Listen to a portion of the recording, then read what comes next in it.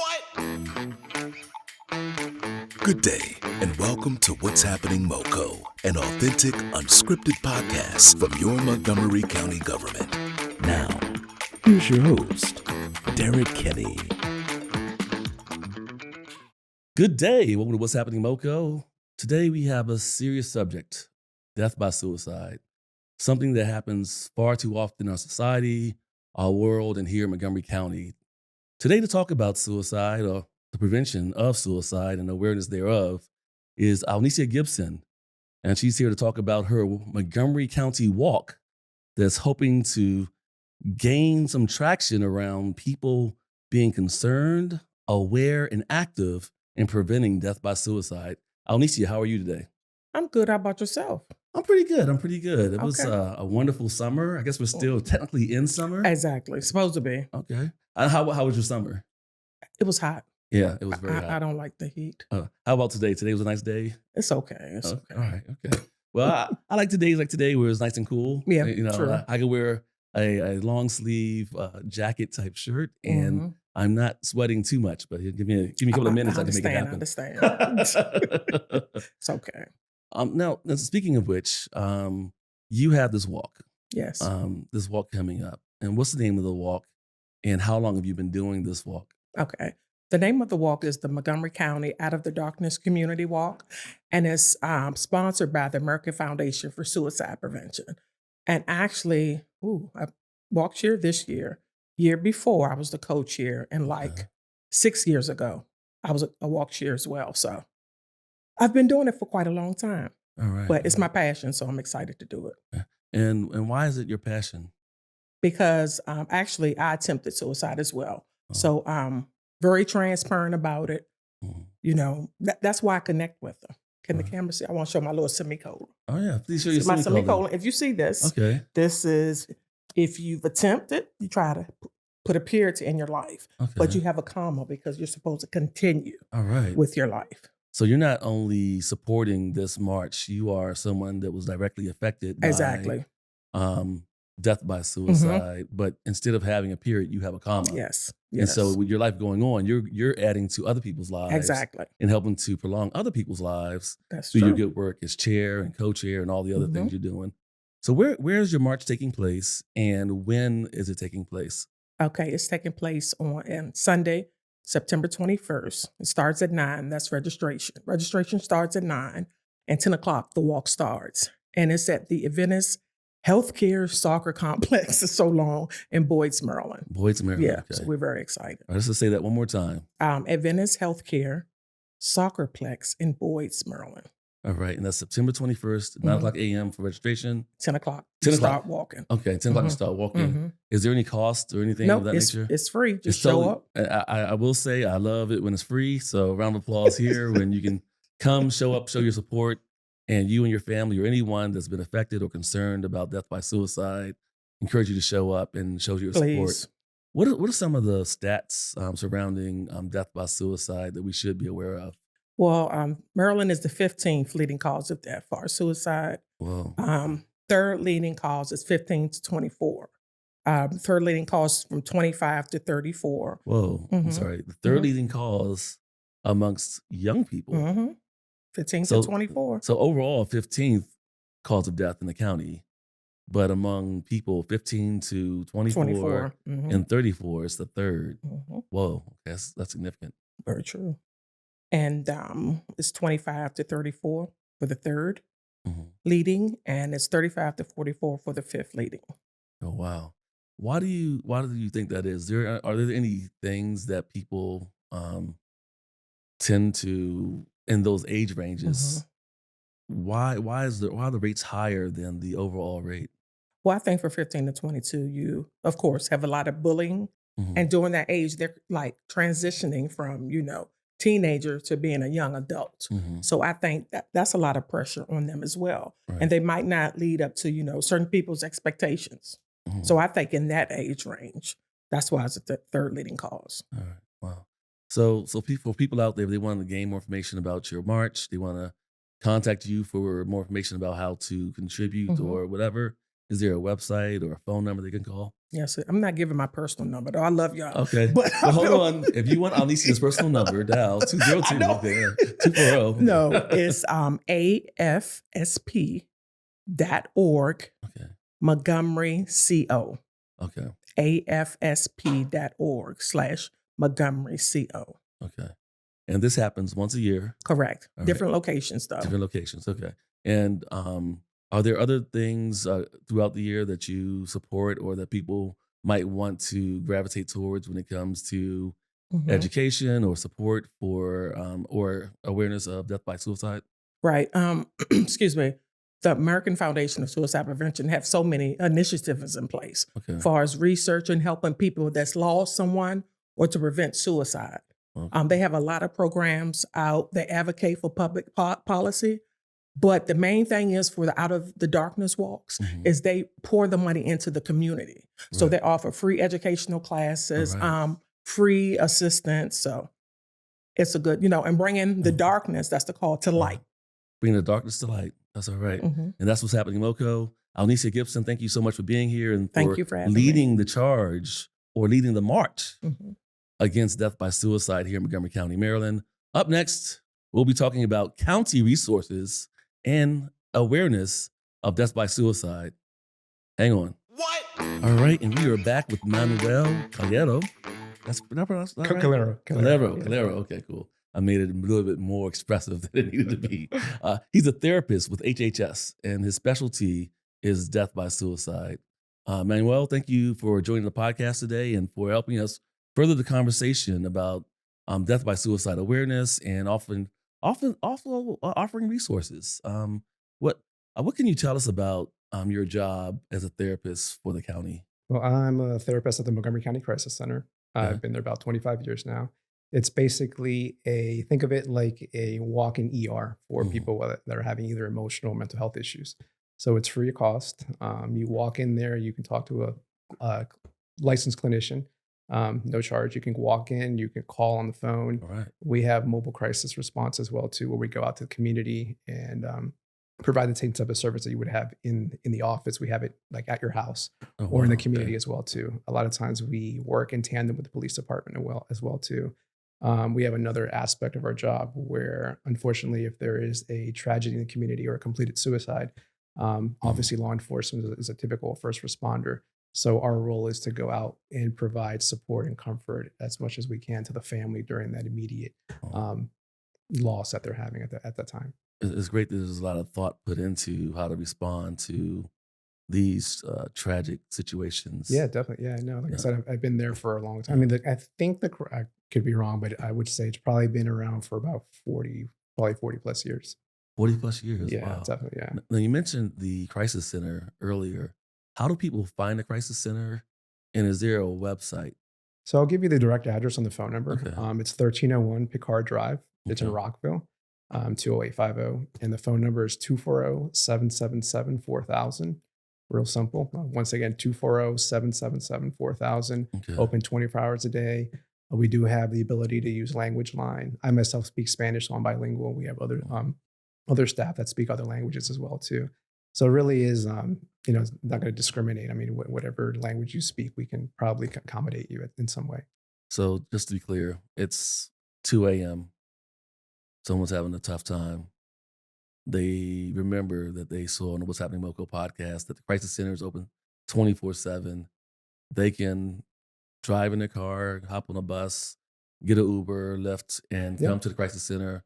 The door will be open or they'll ring a bell. They'll ring a doorbell, and then we'll let them in. And then the first thing we'll ask them how we can help them. Okay. We'll have them fill out some real quick demographic information. If they don't, obviously, of course, if they don't want to, they don't need to, we can just take them directly to the back, depending on the severity of the crisis. And we'll address the issue at hand immediately. So they'll have a licensed clinician that they're going to meet with on the spot. I know a lot of times people have either private insurance or, it takes a long time to get on a waiting list to actually see somebody. So we're more doing like safety assessments, so more Right. in the crisis mode. Mhm. So obviously we don't do anything ongoing long term. It's very short term. Mhm. But at 2 a.m., if you're feeling overwhelmed Right. and stressed out, and you remember this podcast, definitely come down, give us a call. We can try to help you facilitate getting transportation as well too. So we go above and beyond whatever it is that we can do for the community. We'll do it. All right. And what's the phone number? 240-777-4000. 4,000. Is there another crisis number to call as well? Is there a number? There's A Montgomery hotline? County. There's a hotline as well Okay. too. So it's manned by nonprofit organization Every Mind. Oh, wonderful. That's Okay. a different number. And we'll add that in here later, right there. All right. Excellent. Power of video. So if you guys are listening to the podcast and you want that number, check out the video version. So it's great that you guys are providing this service at the center. What else are you doing to help raise awareness for people that are concerned about death by suicide? Well, again, it's a 24-hour center, so anybody can come anytime. We work in tandem with MCPS, so Montgomery County Public Schools. So Okay. a lot of times there's a protocol in Montgomery County Public Schools where, say, a student might mention that they want to harm themselves. So the protocol at the school would be, the administrators notify the parents, bring the parents into the school. The counselor addresses the issue at school and then refers them to our center. So we do see a lot of what we would call school referral. So a lot of times I think there's more awareness nowadays going on in the times that we live in, with so many people having attempted or actually committed suicide. So I think that's a great service that MCPS provides for individuals as well too, and the parents as well too. Because a lot of times, students, as our previous guest said earlier, that age range among teens and young adults is a high prevalence. People attempting or thinking about it, having the ideations and thoughts, and then kind of getting it extended to actually doing something about it. So I think it's a good service that's provided, and then we see them and we address the issue at hand. And you mentioned self-harm as maybe an indicator of concern. Could you talk a little bit about what is self-harm, but then also talk about what are some of the other red flags that might raise an alarm amongst people that are either those individuals themselves or people that love those people? Yeah. So I would say with self-harming, that'd be probably another podcast, It's a whole another nother topic episode, originally. But I would say first and foremost, a lot of people that say think about self-harm or actually engaging in self-harm sometimes are people that are actually not wanting to actually kill themselves per se, right? A lot of times people might use that as a coping mechanism, right? Okay. And then our job maybe as therapists would be to kind of find other coping skills that they can use instead of, say, self-harming or cutting or, we see different levels of self-harm as well too. So not everybody that engages in self-harm, we're not going to identify them as they wanted to commit suicide or harm themselves. Again, you have a lot of, and we see it a lot with teens, right? A lot of teens will come in with scratches or cut marks. So I think just identifying it is a good thing as well too. And then if we can try to intervene with other coping skills. So a lot of times they might be using it as a coping skill. If we can substitute that with something else, maybe talking to the counselor or talking to the parents, or maybe even identifying that now the parents have identified that their kid has an issue or is engaging in self-harm. Right. That might be it, right? That might be all the person needs to feel supported now by the parent. Because a lot of times it's an eye-opener for a lot of parents that come in and they're noticing that their daughter or son hasn't been engaging in this for quite some time. And they weren't even aware of it until the school brought it to their attention. So a lot of times it helps, like it's an eye-opener for a lot of parents as well too. And what are some of the other indicators? I'd say, I guess different age ranges as far as, maybe teens, adults have different ways of it manifesting itself. But we see a lot of just people feeling hopeless, right? Just people feeling emotionally, mentally, physically drained. Oh, wow. A lot of times just feeling like you're at the end of your rope. A lot of times if you're involved in that and you have these prolonged thoughts for a long period of time, sometimes that just consumes you. And the more you're in those thoughts, in those feelings, obviously sometimes it might lead to you having or experience some type of, having some suicidal ideations.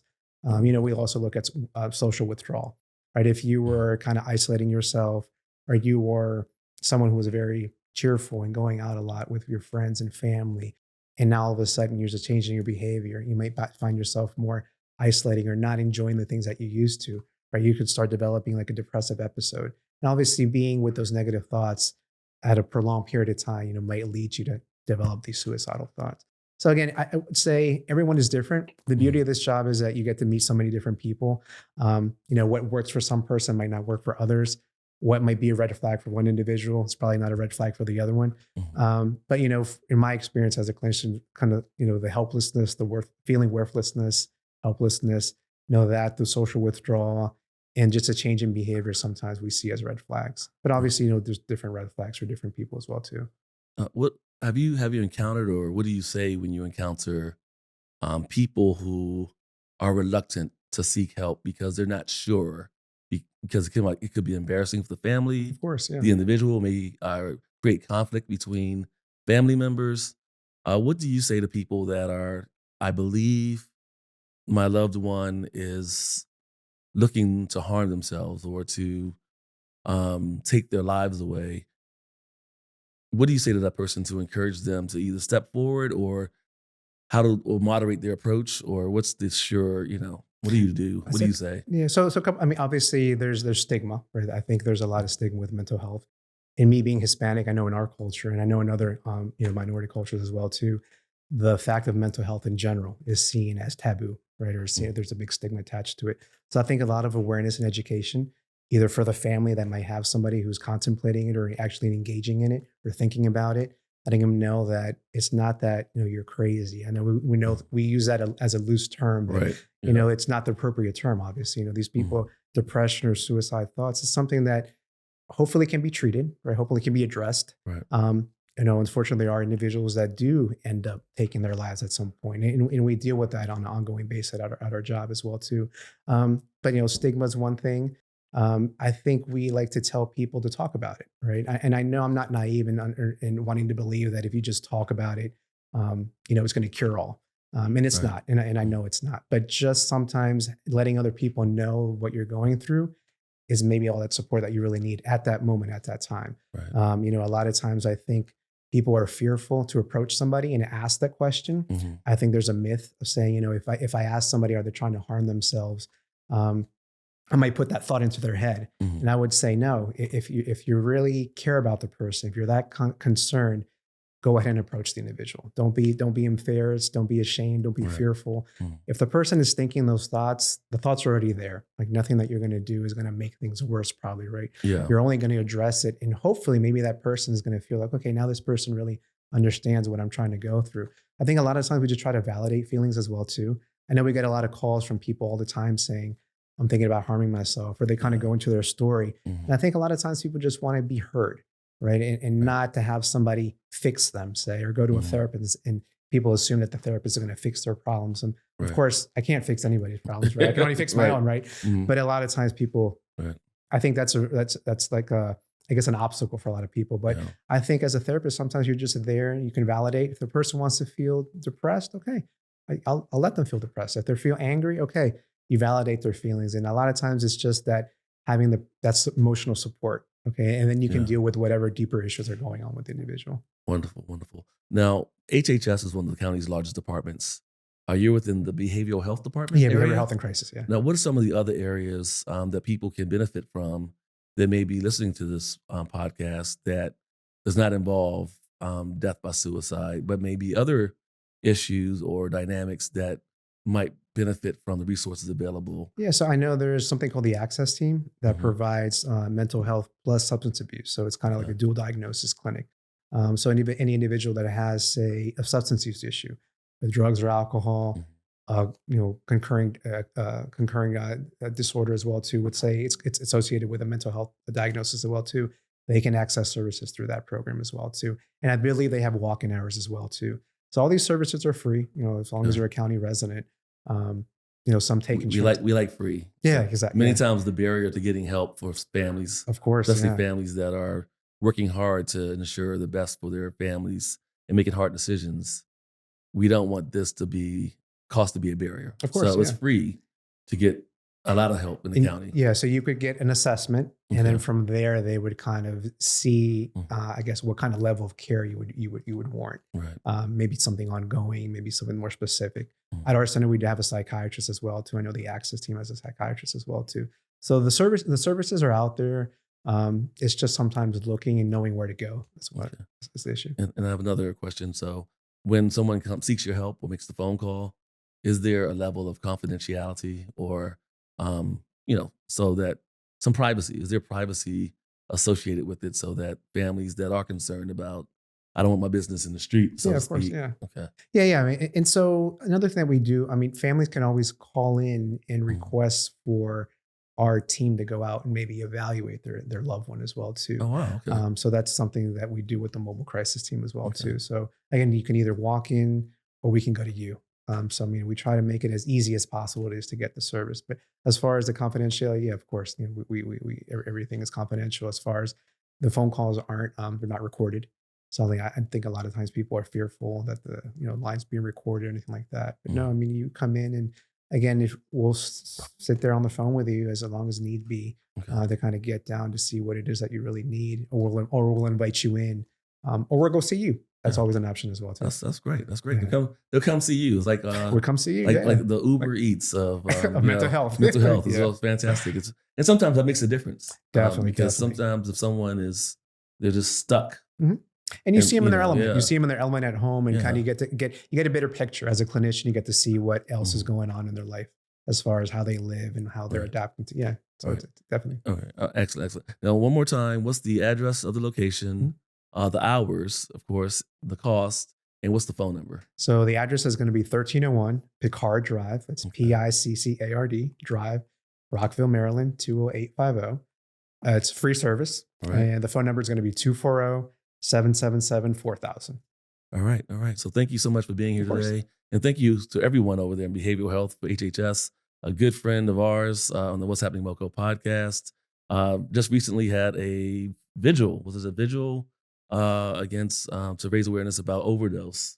Overdoses. And we here up here in the county. plaza, yeah, Yeah. at the courthouse. Powerful event. Exactly, yeah. Purple everywhere. Yes. Big G from Backyard Band was there to help moderate, get the community involved. So continue to do all the great work you do. You and Ben and the whole behavioral health department Appreciate here it. at Thanks a lot. HHS. All right. Thanks for being here. Of course. Appreciate it. And up next, we talk to the people that get the people that help the people of Montgomery County, Maryland, the Montgomery County Volunteer Center. They have something they want you to be aware of that you can help and learn more about. What? And we're back with the Montgomery County Volunteer Center's Senior Fellow, Rosalind Houston. Welcome, Rosalind. How are you today? I'm good. Thank you so much for having me, Derek. Oh, thank you for being here. And you sent me a communication, and it was so enthusiastic and it was so of the moment. There's something exciting going on with the Volunteer Center to get volunteers ramped up and energized for what it was maybe a new season of giving back. Yes, that's right. So October is Montgomery County's Community Service Month. And so we are hosting the first of its kind event. It's called Fall into Service. All right. And the event is going to take place the end of September, specifically September 28th at the Urban Winery in Silver Spring. It's All going to right. take place. Winery. Okay. So is the winery fully functional during this event? Absolutely. All Yeah. right. So the idea, we're trying to pull in potential volunteers, say in the age group of 21 to 49-ish. 49-ish. Does that include the 50-ish?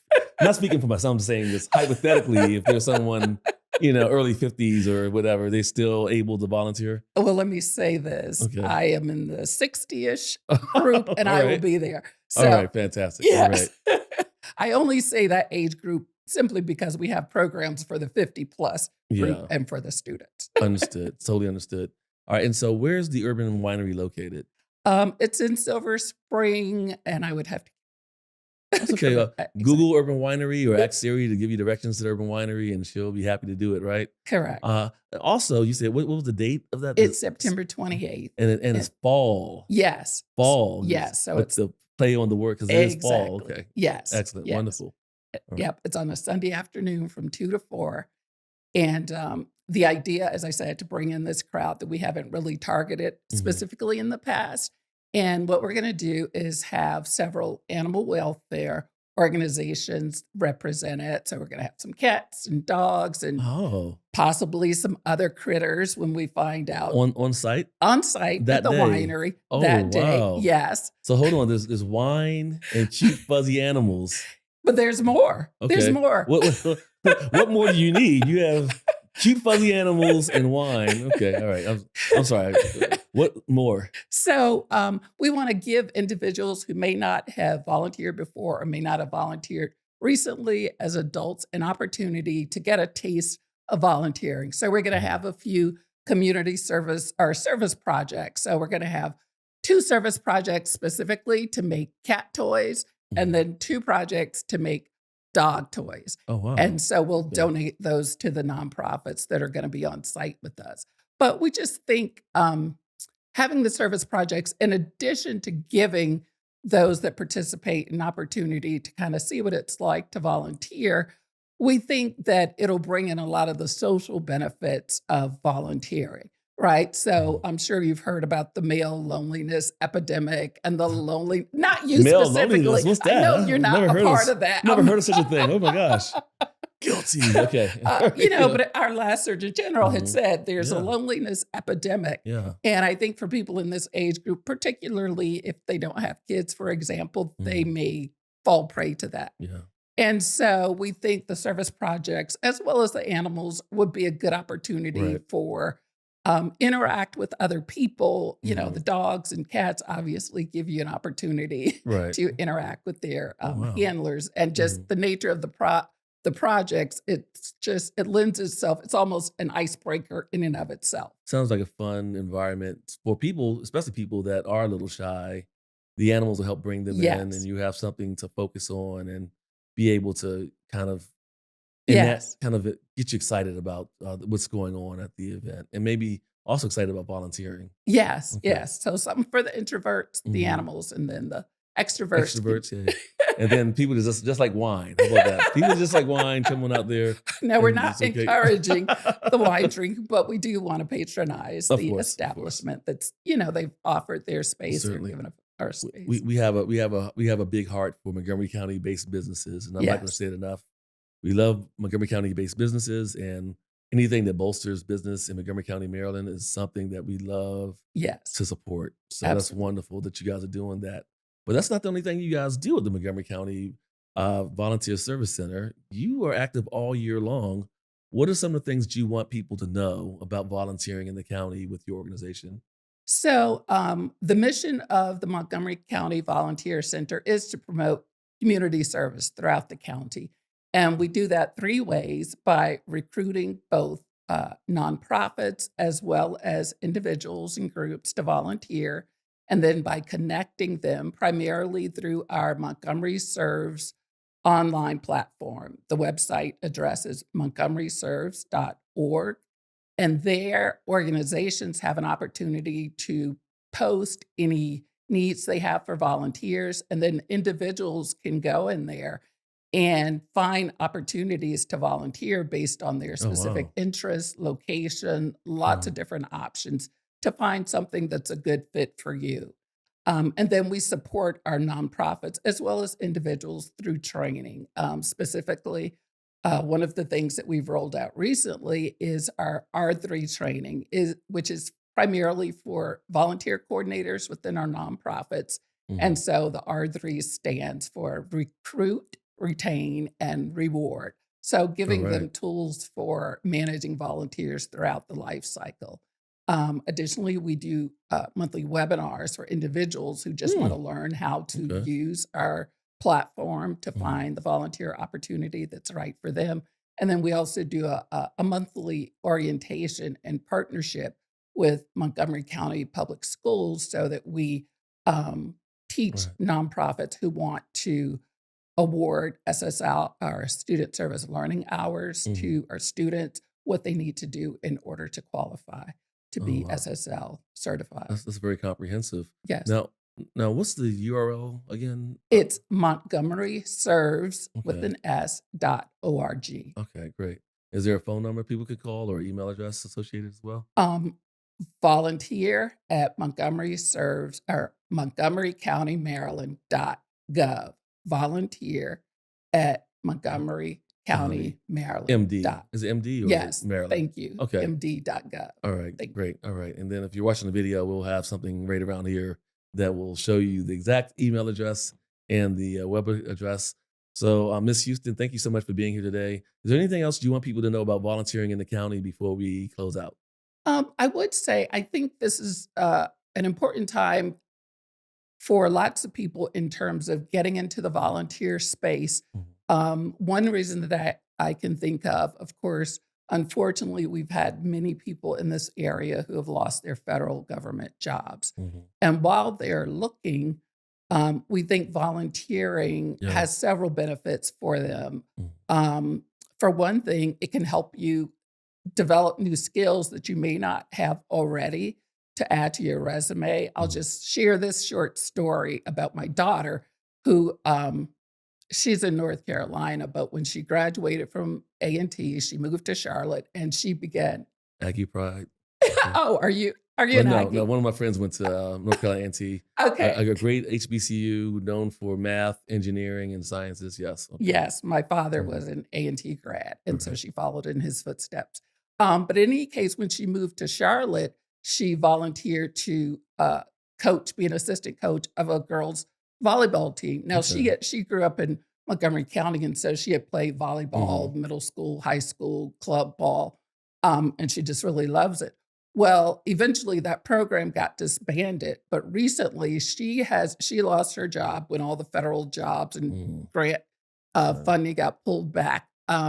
But she continues to play recreation league volleyball, and Mhm. through that job, through the playing recreation league volleyball, she now has at least a part-time job as the head coach of the same All girls right. volleyball Whoa. team at the school that she had volunteered with before. That's Now wonderful that she's a paid she's head coach. found a way to pivot and then Yes, also help people, and especially young people that yes, have a love for volleyball, but sometimes lack the skilled right. individuals to help enhance their amateur or educational career in volleyball. And you Yep. touched on another benefit Mhm. of volunteering, which is finding your passion, right? Yeah. Your day-to-day 9 to 5 job may not Mhm. be what you're passionate about, but you can really explore a number of volunteer opportunities and Right. find something that Yeah. really sparks your passion. And the other thing, it gives you a Mhm. chance to expand your network, your Right. social Yeah. network. And a Certainly. lot of times that will lead to other opportunities because literally she just had hung around after volleyball practice, Mhm. hanging out next to her friend who was talking to this man who was just getting this program up and going to provide this resource um, to primarily African American girls who didn't have many of the resources to help them become good volleyball players.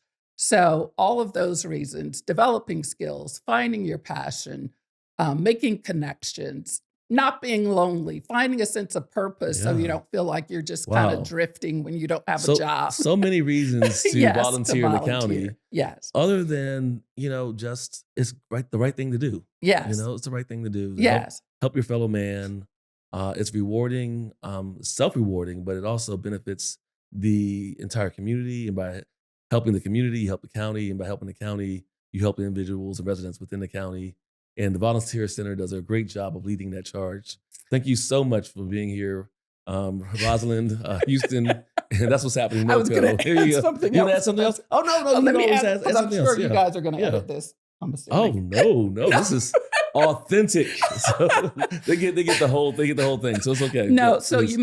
you made me think of something else in Mhm. terms of helping the county, the Mhm. community. So again, related to the cuts in the funding for many of our nonprofits, right, Mhm. who are really partners with the county government in meeting so many of the needs in the county. Many of them have lost some of their funding resources, and so they need volunteers to step in, and they're getting more demand All right. again because of programs that may have been cut and not Mhm. have their funding. So they have a need for more volunteers because they are trying to service more people with fewer resources. So it really benefits everyone, individuals as well as the organization, like you said, our community as a Mm. whole. Okay.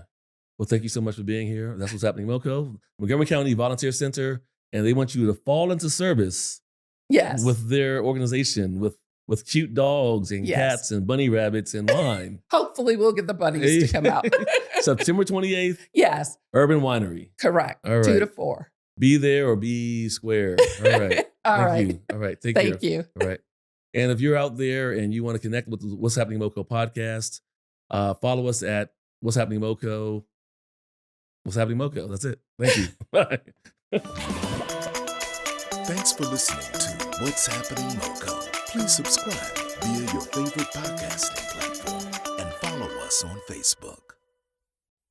This podcast is brought to you by County Cable Montgomery, your source for news and information from the Montgomery County government. Connect with us via cable, Facebook, Instagram, or YouTube by searching for County Cable MoCo.